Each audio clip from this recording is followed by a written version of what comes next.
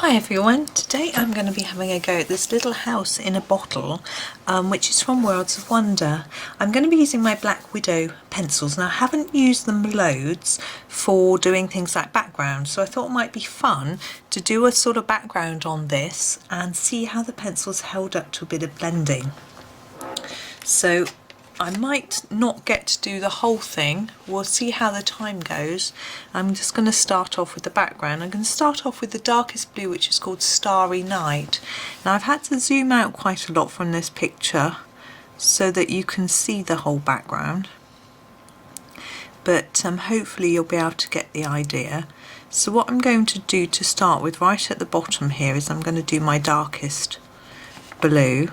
I never know, to be honest, whether it's better to whether you start darker at the bottom or darker at the top, but I'm just trying to put down quite a lot of layers right at the base, and then less as we go up the picture, and that creates a sort of faded colour.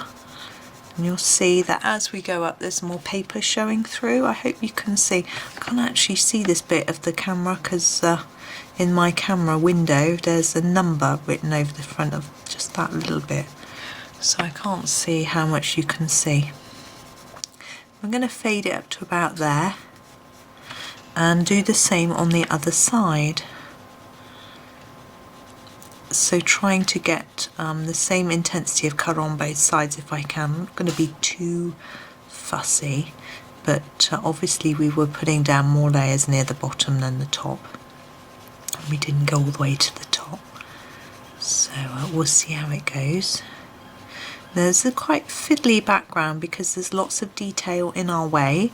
This pretty looking tree is in our way, so we need to keep the pencils fairly sharp, and this is where sometimes a harder pencil for a background can be your friend, but of course they don't blend as smoothly as a soft smushy pencil, so it can make it a little more tricky in other ways. But with a smaller area of background like this, it is a lot easier. You don't have so much space to cover it. If you have to do lots of layers, it's not going to take you as long, which is why I thought I would have a go with this little one first. Now I'm looking at that and I'm thinking this bit here probably isn't intense enough in colour, so I'm just going to add a little bit more.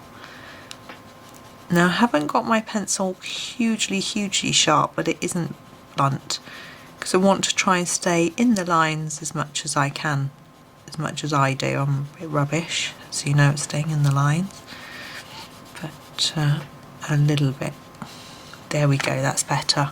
Happier with that. So that's the darkest blue. No, actually it's a darker blue, but that's the blue that I've picked. And now I'm going to move into a purpley colour. So I'm going to go into the Amethyst. I don't know if you can see that. We are quite far away. I think I can zoom in just a tad more. I can't go up anymore now with my book, that's the only thing.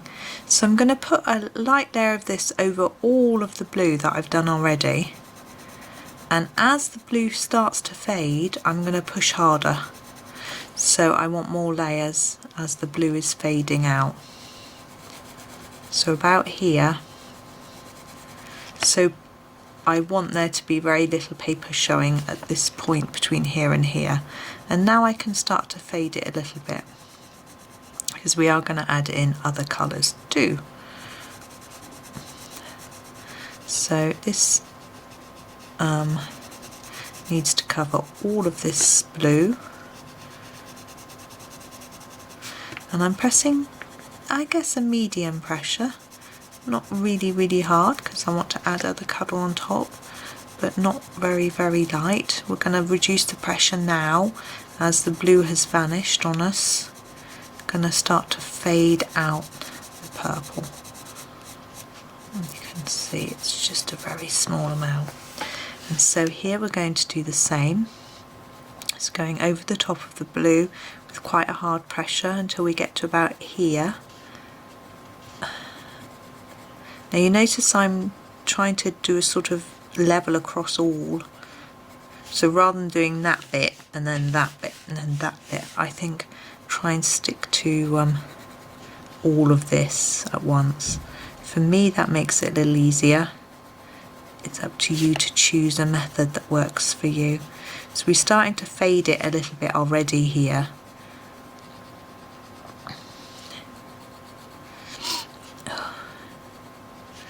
And again here. But we do want enough to cover the whole of the blue. And here our blue disappears. So I'm just going to cover all of the blue first so I know where I'm at. Just seeing if that bit does need purple in. Just checking what's background and what isn't as well.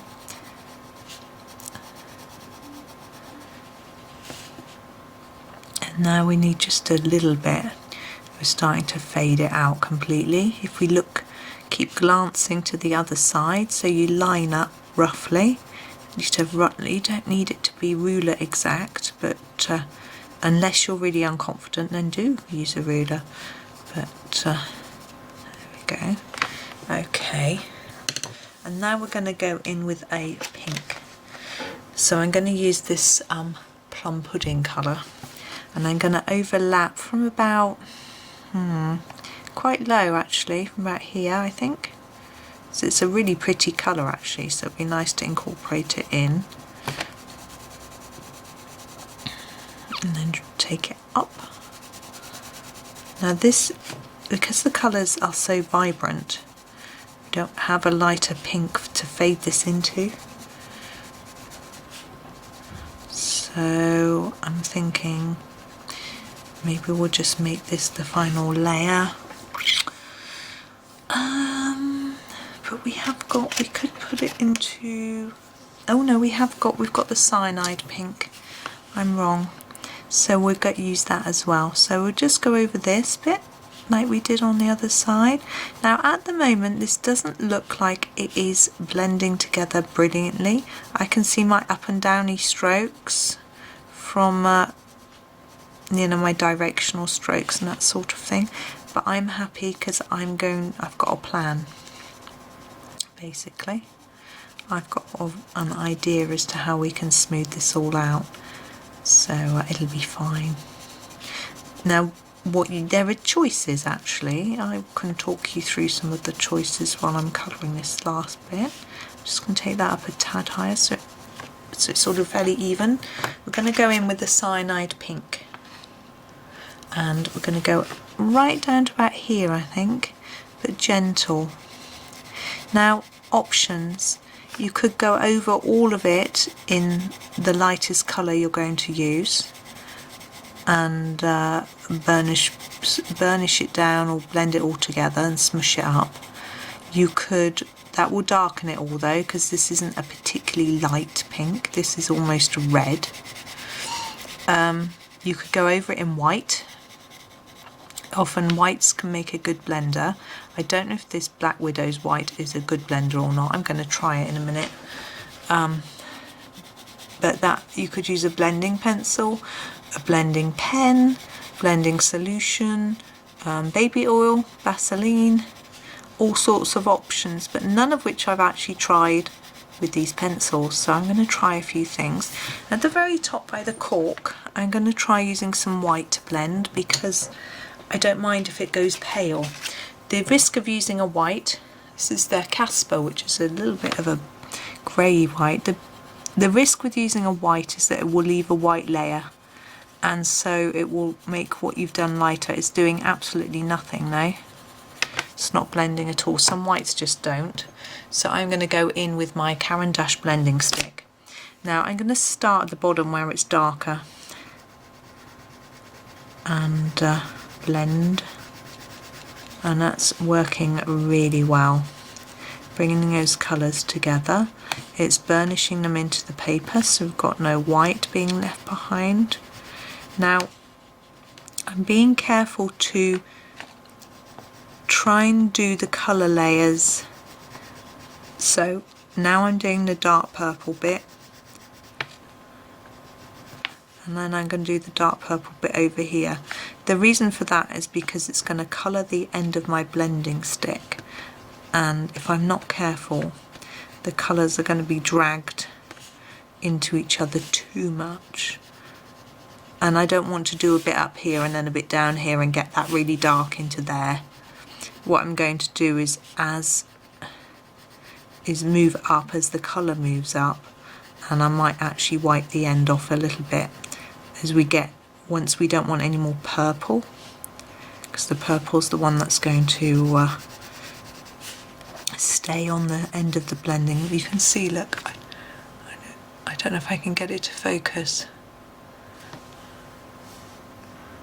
You can see the dirt on the end there, look.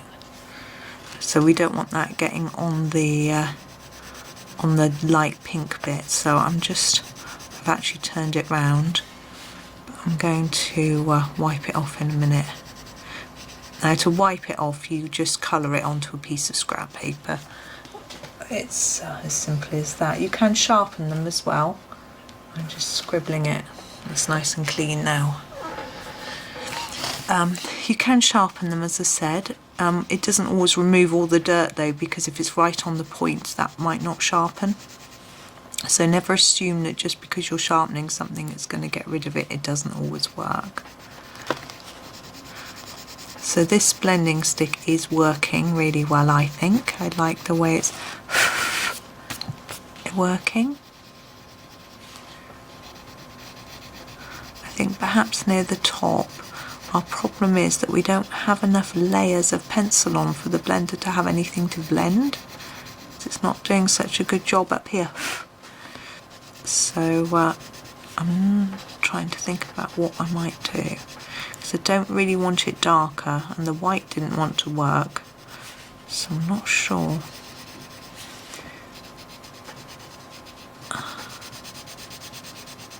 I'm going to blend it up as far as it will blend nicely, and then think what to do. Maybe I'll try scribbling the white. Maybe it needs sharpening. Sometimes new pencils just need to sharpen to get them going, and I haven't used this white much. So I've sharpened it now. I'm going to put some layers down on here. It's definitely drawing on here, but it's not mixing with the pink. But if I put it on top and then get my blending stick in there, it might just have enough to work with. That's better. It's better. It's not perfect, but it's better.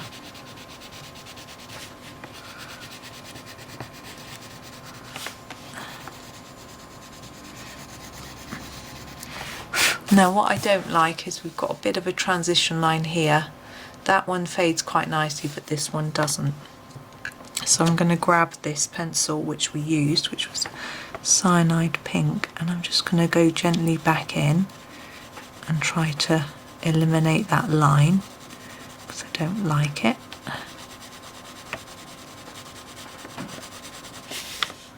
And here.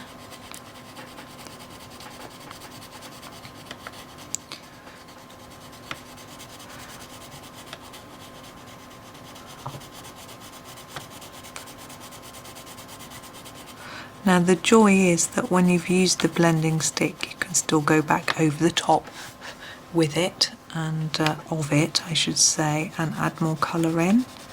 Got a bit of a splodgy bit there which I need to smooth, and because it has left us a layer of waxy deposit, I suppose it is, on the paper, it's a nicer surface for us to actually colour on because it's smooth.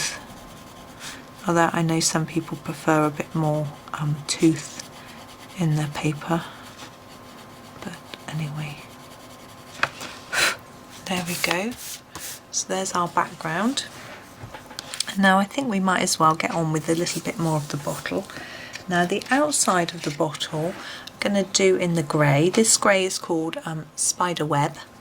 Now I'm going to do quite a hard layer here at the very top. And then my idea is to fade it down the bottle, and I'm going to do the same at the bottom. I'm going to do a harder layer here. Can you see? Let's see. hopefully you can just about see. I've had a job getting this all in shot, and I know I can zoom out, but I wanted to zoom in as much as I could for you, and my tripod decided to get in the way. So, and then once we come to the corner, start to fade it, so a lighter layer. So you can see here I'm layering it over each other to get a more build-up of layers, and here just a single layer, and we'll bring this one down to meet it in a light layer. Oh, I drew over the plant. Now I have to think about the colour of the building, and while I'm doing this bit of the bottle, I'm going to do this in a faintish grey. You'll see why in a moment. And I'm just going to darken the edges just to make it give it a little bit of an impression of shine. But we need to do the cork. And I think this Foxy Brown might be the way to go. I'm going to just pop it down, because cork is a fairly lightish brown colour. It's probably even lighter than this, but anyway, we've gone for this now. And these little dots, now the cork would show through this bit, which is why we didn't colour it very dark, because we need the cork to just show through. We want a definite edge on it, so we can see that what I'm trying to do is to show you the cork through the bottle. And I'm going to shade the cork like this and do it right through so it all ties up and works. And the idea of making it darker on the outside is to hopefully make it look a little more rounded. It's not working perfectly.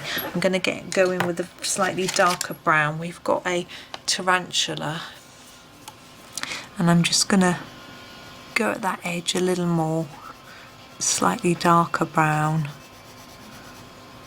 And although that now doesn't look quite so cork-like, it helps the impression of it sort of looking more rounded, I suppose. I'm just going to darken this up a bit. There we go. Now the building, I want it to look really bright and friendly, so I'm going to have a nice bright lights coming from the windows. So we're going to get some banana and get those windows shining. I think we'd have lights on. It looks like we might be at sunset, I'm not sure. And I think these are windows. And we also have the lanterns, which will be right, and this little window here. Now, the roof I'm going to do in the grey, in the grey colour, which is the Spiderweb. So for this bit of roof, quite hard, and then lighter towards the top. The same here, but we're going to join it because we don't want it to look shiny, because roofs aren't shiny, not metallic. But we can still do that to make it look like it's got some shadow there. Now this bit of the roof I'm going to go over in a light layer of this grey all over to start with. Gosh, it's so summery. There's a very loud plane going over. It's sunny. It's fantastic. The planes, I always think, sound louder in the summer. I'm just going to sharpen my grey, and I'm going to darken these tiles by going all the way around the edge of each one and leaving a lighter gap in the middle. There are different ways you could do the tiles. I just thought this might be different. You could just shade them at the back You could do them darker here and lighter towards the front. I've done tiles like that before for you, I think, in a video. So I thought I'd do something a little different.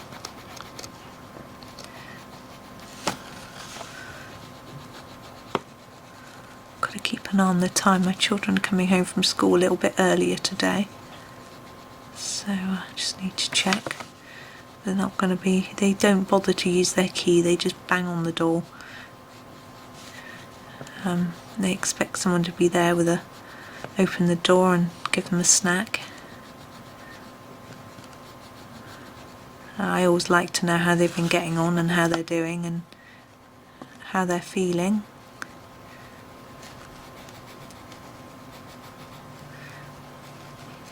I think they'll be quite excited today because we've had a letter telling us their official leaving date from school, and I suspect they would have been told today too, so I suspect they'll be very excited by that prospect. But it feels too early for them to be leaving, even though it's summery. As I was saying, it's summery and there's drilling and strange noises going on outside where everyone's out doing things. Okay, I'm just looking to see if there's any other grey type things. There's the step. I think I might do the step with this. I'm keeping a limited palette. We don't want to go mad and have lots of colours, and I want it to sort of link in with the sky colour as well, everything to sort of go fairly well together. So there's the step. Now we want some wood on some of the parts of the building, so I'm going to grab the brown that we used for the cork, the Foxy Brown, and I think this is a wooden fence. It might just be a balcony railing, but I'm doing it as a little fence, and I'm thinking a wooden door frame too, and these bits I'm thinking a little wooden support. I'm not sure whether it is, but hey ho. I'm not going to do brown on the sort of tree. I might do it green just so it's different. Okay, and I've got no idea what colour I'm going to do the house, so I'm going to ignore it and do the tree. So I'm going to go with this toxic green colour for the sort of stalk. I know I'm going to sort of treat it as if it's a plant rather than a tree, so it's got a sort of the same colour stem as the top. I think this colour works nicely with the purple and pink behind, and I think if we'd done it brown it just might not quite have worked. So you can see I'm just doing a little circle of this colour at the bottom of each of these little bunches of leaves. I'm not sure what it is. Might be supposed to be a flower, but anyway, it's not now, is it? And I'm going to go in with this colour, if I can get it out of my tin, the Everglade, to do the ends. So I'm just going to overlap the green bit we've done already, then bring the colour right to the edge.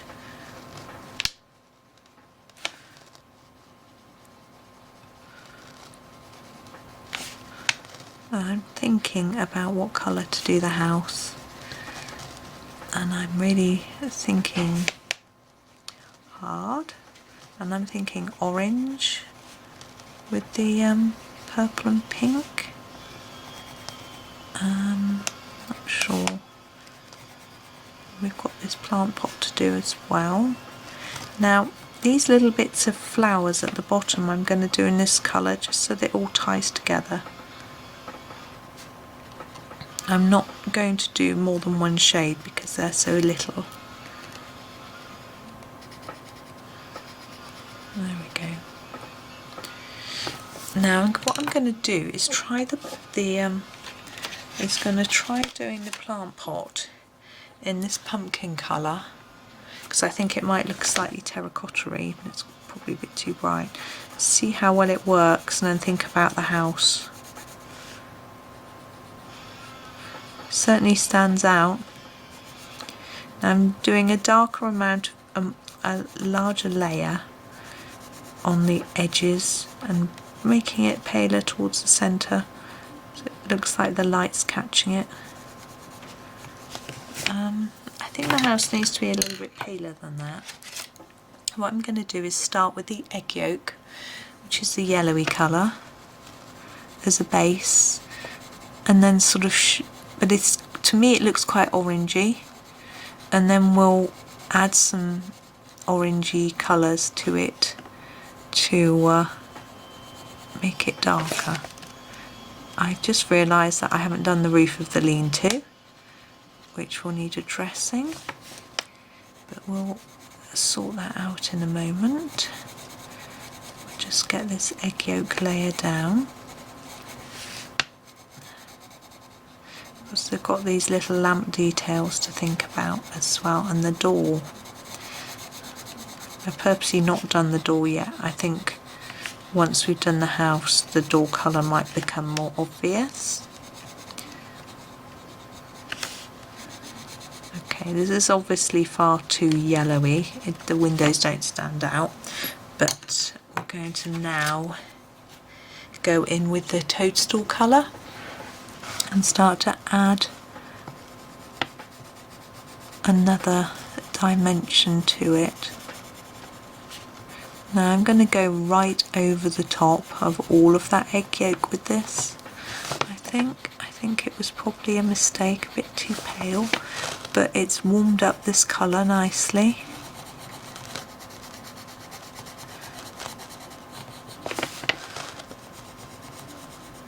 So I'm doing a sort of medium pressure over the top of the whole thing.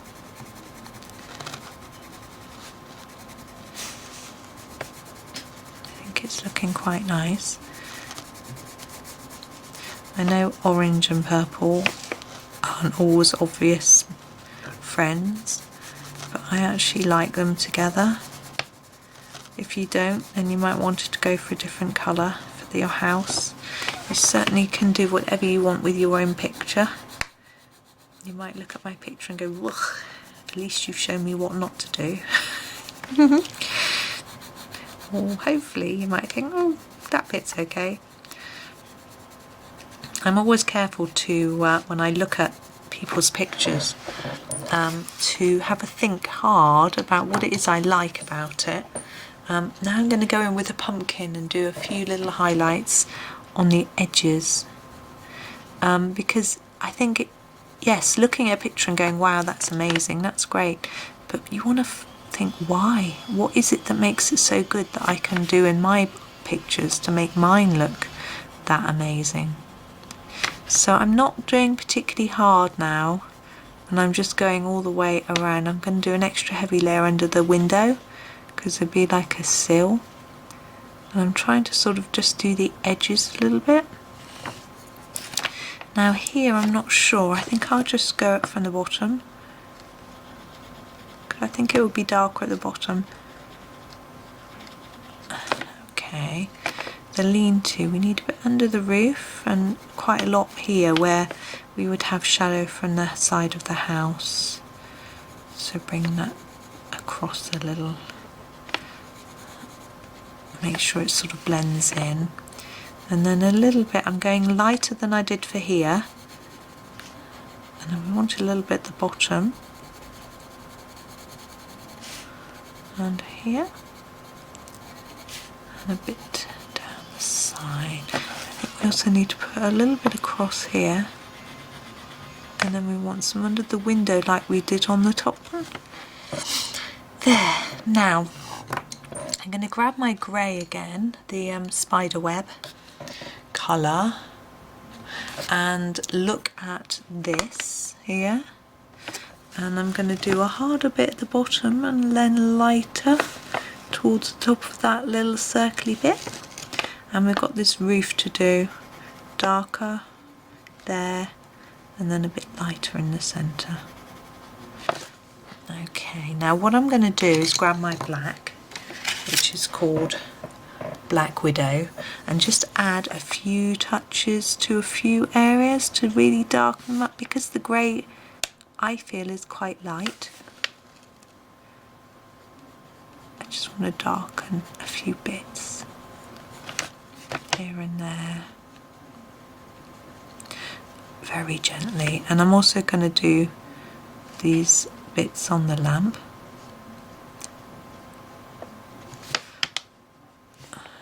Now the front door isn't speaking to me, unfortunately, with regards to what colour it wants to be. I think I'm going to match it up with the plant pot because that's quite vivid. So that was the pumpkin. So I'm going to ignore that line that's going across the middle and just do the whole thing in this pumpkin colour. Do it a bit harder along the edge.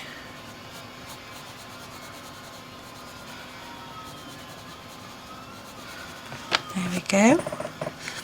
And I'm just looking, I think we're done. I think I'm happy with that. So I hope that was interesting.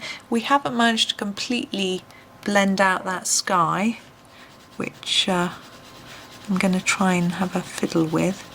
I think if you've got a streaky effect, which I managed to get, then I think there's only a certain amount of rescuing your blender can do for you. Cyanide Pink. I'll just go back in with the pink and try and rescue it a little bit myself. Sometimes a blending fluid is quite useful because once you put it on the page, it's there. While it's not dry, you can use it, you can blend over the top of it, and it can be quite handy. But I haven't tried it in this book at all, and it can sometimes carry the colour through to the next page, so you have to be very, very wary of it. Now it depends on the colour. In my experience and looking at what other people have found, the really vivid dark colours seem to carry through. It sort of makes sense, doesn't it, really?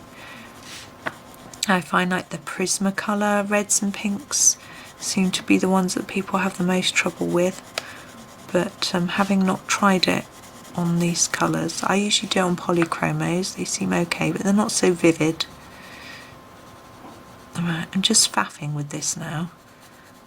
So the art to getting good finish is to fuss around a bit.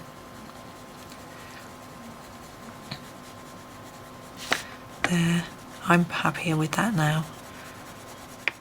I don't think it's ever going to get 100%, but for a hard pencil, I think that's come out really well, so I'm really pleased. Right, so I'm definitely going to finish there. Thank you so much for watching. I do hope you enjoyed it and learnt something. Do have a go, and happy colouring.